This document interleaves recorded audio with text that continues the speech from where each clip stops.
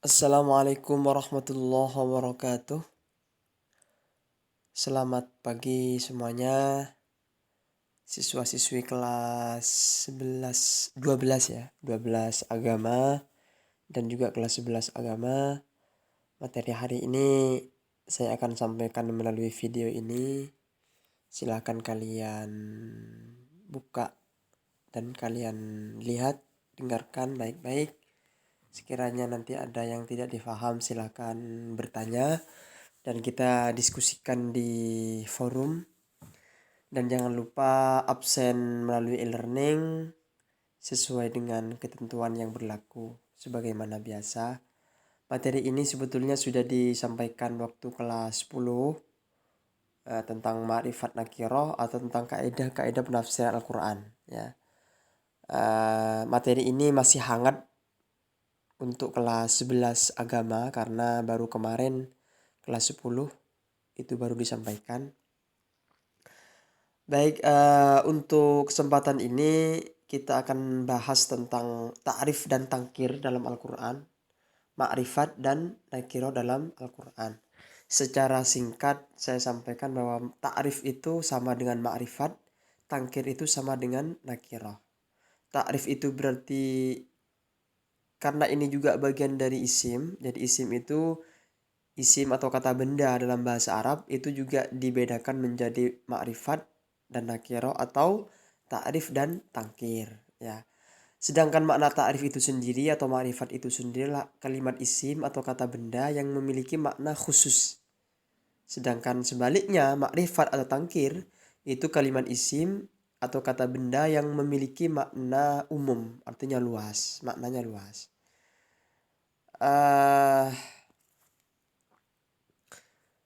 Kemudian makrifat itu nanti silakan kalian sambil baca ya di bukunya halaman 43 sampai halaman berapa itu sampai makrifat saja. Hari ini saya akan menyampaikan makrifat saja. Nanti pertemuan berikutnya insya Allah dilanjutkan dengan nakirah. Makrifat itu seperti sebagaimana yang saya sampaikan, makrifat itu adalah kalimat isim atau ta'rif itu kalimat isim yang memiliki makna khusus. Makna khusus itu artinya maknanya terbatas hanya pada golongan atau sesuatu tertentu saja. Dan tanda yang paling umum untuk makrifat itu biasanya adalah setiap kalimat atau kata dalam bahasa Arab yang ada alnya. Jadi lafadz misalnya alhamdulillah, al-akbar, apalagi al-latif, yang penting ada alnya itu adalah ma'rifat. Kemudian yang termasuk ma'rifat lagi adalah isim isyarah, hadza, hadhihi, haula. Kemudian juga kalimat yang apalagi yang dimudhofkan, yang disandarkan. Jadi dua kalimat dijadikan satu. Misalnya kata buku dan kata imam misalnya. Kitabu imam. Kata kitab, imam. Kemudian dijadikan satu, kitabu imam jadi kitabnya imam. Jadi itu juga termasuk bagian dari ma'rifat. Dan seterusnya nanti silakan kalian buka lagi tentang tanda-tanda isim ma'rifat atau yang masuk pada isim ma'rifat. Yang pertama, ada beberapa fungsi yang untuk ma'rifat ini dalam Al-Quran. Yang pertama, yang A itu ta'rif dengan isim domir. Isim domir itu ha, huwa, hiya, huwa, huma, hum, hiya, huma, hunna, anta, antuma, antum. Itu juga masuk ma'rifat. Ya. Kemudian yang B itu dengan isim alam. Isim alam itu isim nama atau sebuah nama tempat, nama orang, nama lembaga, nama negara. Indonesia itu juga masuk isim alam. Jadi walaupun tidak ada alnya Indonesia itu juga masuk isim ma'rifat. Karena apa? Isim alam, isim nama. Ya, isim nama. Fungsi isim alam dalam Al-Quran, satu, menghadirkan pemilik nama itu dalam hati pendengar, yaitu dengan menyebutkan namanya yang khas atau karena bertujuan untuk memuliakan. Jadi yang pertama, fungsi isim alam itu untuk menghadirkan pemilik nama itu di hati para pendengar, misalnya, atau untuk mengagungkan nama. Jadi wa Muhammadun illa rasul. Wa Muhammadun, lafaz Muhammad di situ itu makrifat. Kenapa? Sebuah nama. Nama siapa? Nama Muhammad. Kenapa disebutkan nama Muhammad? Fungsinya untuk mengagungkan dan untuk menghadirkan, menanamkan nama pendengar itu di hati para pendengar. Jadi kepada kita semuanya. Kemudian yang kedua, fungsinya adalah menghinakan pemilik nama, menghinakan. Seperti contoh Abi Lahab, tabbat yada Abi Lahab wa tabb. Kata Abi Lahab itu kan juga sebuah nama.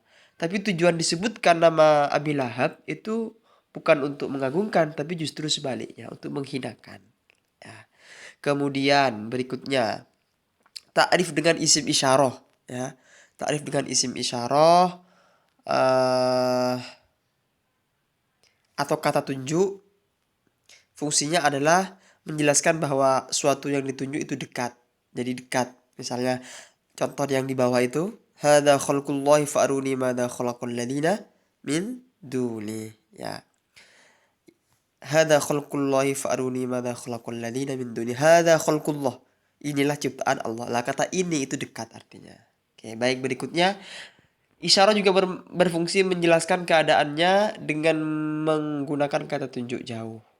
Jauh, tadi dekat, sekarang jauh. Ulaika ala huda. Ulaika.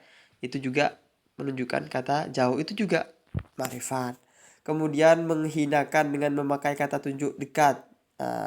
Menggunakan kata tunjuk dekat tujuannya untuk menghinakan. Wa ma hadhil hayatud dunya illa la'ibun walahu. Lafaz hadihi itu juga masuk isyarah yang tujuannya untuk menghinakan kata-kata yang dekat. Kemudian yang keempat, memuliakan dengan memakai kata tunjuk jauh, memuliakan. Dzalikal kitab, Al-Qur'an yang dimaksud dzalika itu kan untuk jauh. Isim isyarah untuk jauh, tapi tujuannya untuk apa namanya? Memuliakan kitab Al-Qur'an. Kemudian yang kelima, tambih, peringatan. Dzalikal kitabul la raiba fi hudal lil muttaqin alladzina yu'minuna bil ghaibi, dan seterusnya. Ada ulaika ala hudan mir rabbihim wa ulaika humul muflihun. Jadi tambih, mengingatkan.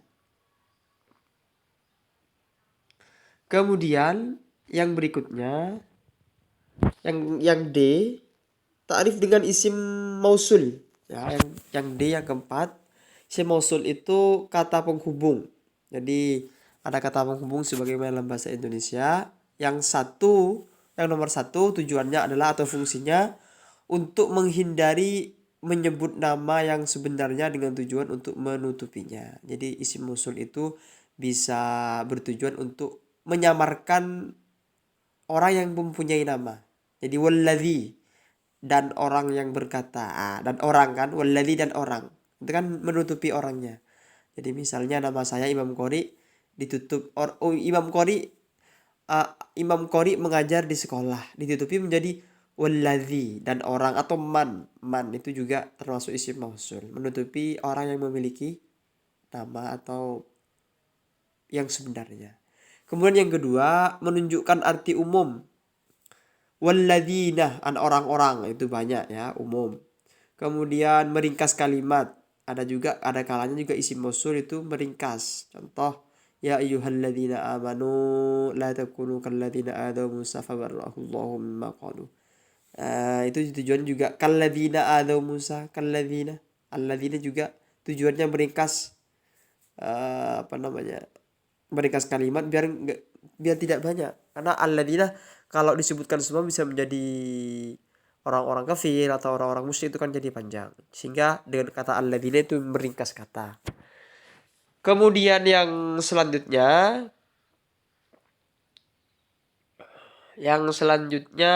yang poin E, ta'rif dengan alif lam, dengan al. Sebagaimana yang saya sampaikan tadi di awal itu, ada beberapa tujuan, diantaranya satu, menunjukkan sesuatu yang sudah diketahui karena telah disebutkan. Jadi kata al pada satu kalimat itu menunjukkan sesuatu yang sudah diketahui. Contoh, kamiskatin fiha misbah, ada misbah di sini. Kemudian yang kedua, al misbah. Lah alnya ini menunjukkan bahwa kata al misbah itu sudah diketahui. Jadi misbah yang sebelumnya sudah diketahui. Yang kedua, menunjukkan sesuatu yang sudah diketahui bagi pendengar. Menunjukkan sesuatu yang sudah diketahui bagi pendengar. Contoh, laqad radhiyallahu 'anil mu'minina idh yubayyi'unaka tahta asy-syajarati fa'alima ma fi qulubihim fa'anzala sakinata 'alaihim wa athabahum fathhan qariba. Itu juga dalam kata tahta asy-syajarah. Ya, itu juga kata yang sudah diketahui. Artinya maksud syajarah itu sudah diketahui sebelumnya. Ada alnya. Yang ketiga, sesuatu yang sudah diketahui karena ia hadir pada saat itu. Contoh, al-yauma akmaltu lakum dinukum. Artinya pada hari ini telah kusempurnakan untuk kamu agamamu. Kata al-yauma itu kata ada alnya, al-yauma itu menunjukkan bahwa kata ini atau maksud dari kata ini sudah diketahui karena hadir pada saat itu. Contoh lagi dalam bahasa yang lain, ja'ar rajul. Contoh misalnya, ja'ar rajul, seorang laki-laki datang. Tapi yang datang itu sudah diketahui. Dia sudah muncul tampak hidungnya di pintu, sehingga ja'ar rajul. Walaupun maknanya laki-laki itu umum, tetapi sudah diketahui dengan adanya al, sehingga menjadi ma'rifat. Itu. Kemudian yang berikutnya, yang 4, mencakup semua satuannya. Contoh, satuannya itu mencakup semua jenis. Ya, contoh innal insana. Kata insan itu sebetulnya kan maknanya umum. Ya. Kemudian dikhususkan mencakup semua makna, artinya semua jenis manusia, sehingga menjadi khusus bagi manusia, semua jenis manusia. Kata alnya di sini menunjukkan bahwa itu mencakup semua satuannya, semua jenis manusia, orang kafir, orang Islam, orang-orang yang nakal, orang yang enggak, semuanya masuk dalam kata al-insan. Kemudian yang kelima, menjelaskan jenis karakteristik tertinggi. Karakteristik tertinggi. Contoh dalam kata dalikal kitab, maksudnya ia kitab dengan segala kesempurnaan karakternya. Dalikal kitab la raiba fihi, lafaz al-kitab itu menunjukkan bahwa alnya itu menunjukkan bahwa kitab itu memiliki karakter yang sangat tinggi. Kemudian yang terakhir, yang nomor 6, menerangkan esensi atau hakikat dan jenis. Esensi itu maksudnya adalah inti. Hakikat itu yang sebenarnya. Contoh, waja'alna minal ma'i kulla syai'il hayy. Dan kami jadikan dari air itu semua sesuatu yang hidup. Menerangkan esensi dari segala sesuatu itu adalah air, gitu loh maksudnya.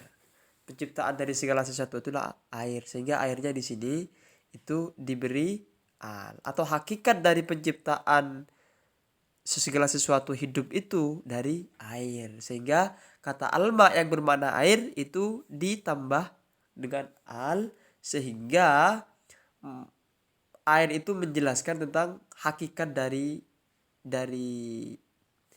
makna yang sebenarnya atau hakikat dan jenisnya. Saya kira pengantar untuk materi kali ini saya kira cukup. Mudah-mudahan ini bisa bermanfaat. Dan insya Allah nanti kalau ada kesempatan lagi kita lanjutkan ke yang nakiroh. Intinya bahwa isim ma'rifat itu adalah kalimat isim yang memiliki makna khusus, yang diantara jenis ma'rifat itu adalah diantaranya isim alam, isim nama, isim mausul, penghubung, isim isyarah, kata tunjuk. Kemudian apa lagi tadi? Ada apa lagi? Isim yang ada alif lamnya dan seterusnya ya. Mudah-mudahan bermanfaat. Mohon maaf. Assalamualaikum warahmatullahi wabarakatuh.